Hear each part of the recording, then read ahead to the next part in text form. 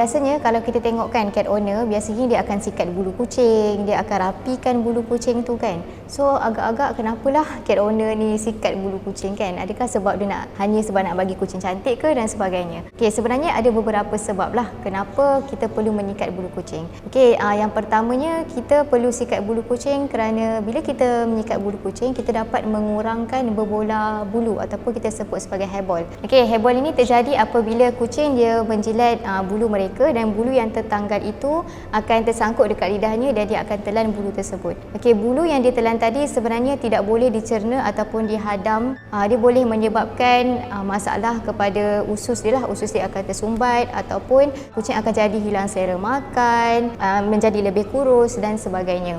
Tapi hairball ni sebenarnya boleh je dimuntahkan semula oleh kucing. Tapi ada beberapa kes yang di mana kucing tidak boleh memuntahkan hairball ini. Jadi kita sebagai cat owner, seeloknya lah kalau kita kurangkan pengumpulan bulu kucing ni dengan kita menyikat bulu kucing, terutamanya bulu-bulu yang dah mati dan bulu-bulu yang berlebihan. Selain itu, sebenarnya bila kita menyikat bulu kucing kita sebenarnya dapat mengurangkan keguguran bulu. Okey, ini bermakna lepas ni tak ada dalam masalah banyak sangat bulu kucing dekat lantai rumah kita ataupun melekat dekat kita punya perabot ataupun dekat pakaian kita. Seterusnya, menyikat bulu ini juga sebenarnya boleh membersihkan sisa-sisa kutu.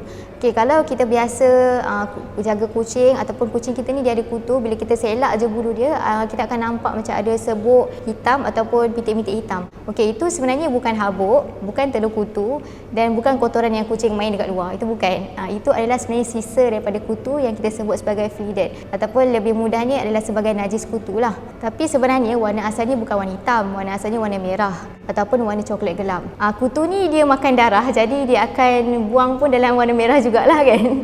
Bila kita menyikat bulu kucing, sebenarnya kita boleh membersihkan kotoran dekat bulu kucing tu sendiri, macam debu-debu ke ataupun habuk-habuk ke yang ada pada bulu kucing. Kalau kucing kita ni jenis yang selalu keluar, lagilah kita kena sikat setiap hari sepatutnya. Kalau 2 hari sekali pun boleh, kalau kita rasa macam kita busy sangat sebenarnya boleh je. Dan cara untuk kita nak sikat bulu kucing ni ada caranya juga. Untuk kucing yang berbulu pendek, dia sebenarnya boleh gunakan sikat kutu, sikat bulu dan juga sikat getah. Okey, sikat getah ni dia berfungsi untuk tanggalkan bulu-bulu mati yang ada pada kucing, dan sikat bulu pula function dia adalah untuk menanggalkan kotoran-kotoran ataupun debu-debu pada kucing. Sebelum kita nak guna dengan sikat lain, kita boleh gunakan sikat kutu dululah.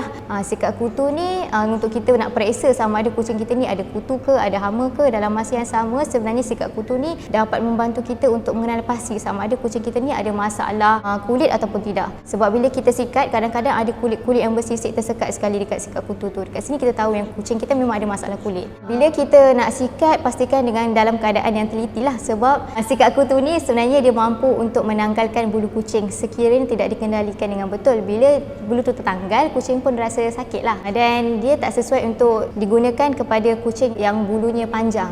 Kucing yang bulunya panjang dan juga bulunya bersimpul-simpul. Kalau kucing kita tu jenis bulu bersimpul-simpul, gunakan sikat lain dululah. Rapikan dia punya simpulan itu, barulah kita gunakan sikat kutu. Sebab sikat kutu ni dia terlampau orang kata rapat-rapat. Dia agak menyakitkan lah kalau kita guna dekat kucing kita yang memang bulunya bersimpul-simpul. Mula-mula kita sisir daripada bahagian kepala sehinggalah ke ekor, dan jangan lupa untuk kita sisir bahagian seperti perut ke, dekat leher ataupun dekat dada. Memang kebanyakan kucing dia tak suka bahagian situ, tapi memang kena sikat. Dalam masa yang sama, pastikan kita sikat mengikut arah bulu kucing itu tumbuh. Kalau tidak, kucing rasa tak selesa. Okey, untuk kucing yang berbulu panjang pula, sebenarnya cara sikatnya sama, cuma yang bezanya adalah kita gunakan sikat yang bergigi. Yang ini kena pastikan yang giginya tu tumpul, dekat hujung gigi dia tu tumpul dengan dia punya gigi dia licin, supaya tidak mencederakan kucing kita. Itu sahajalah. Ni apa-apa, cik?